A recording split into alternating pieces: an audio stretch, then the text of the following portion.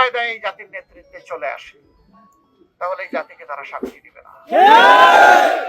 আমরা দীর্ঘদিন আমাদের অধিকার থেকে বঞ্চিত ছিলাম, মুসলিম ছিলাম, সারা জাতি, শুধু জামাতে ইসলামী না, জামাতে একটু বেশি ছিল, এর সাক্ষী আপনারা। তো সারা জাতি তো আমরা মুসলিম ছিলাম। সেই জুলুমের হাত থেকে এখন আমরা একটু আলোর পথ দেখছি। সেই সময়টা যদি এই ধরনের অবস্থা শুরু হয়ে যায়, তাহলে আগামীর ভবিষ্যৎটা কি? যারা নিজেদের মধ্যে মারামারি করে, নিজের মানুষ খুন করেন, আবার আমাদের লোক খুন করা শুরু করেছেন, তারা জাতিকে কি বার্তা দিচ্ছেন? কোন কায়দায় এই জাতির নেতৃত্বে চলে আসে, তাহলে এই জাতিকে তারা শান্তি দিবে না।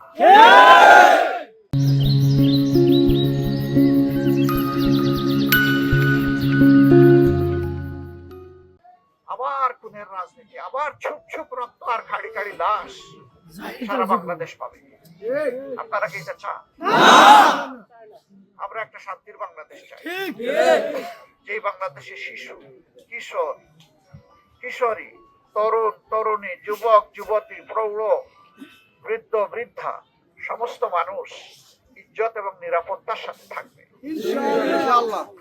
বিশেষ করে আমাদের মায়েদের নিরাপত্তা নিয়ে আমরা বর্তমান পরিস্থিতির উপর শঙ্কিত। তাকে বলা হতো, এখন এটাকে এক্স বলে।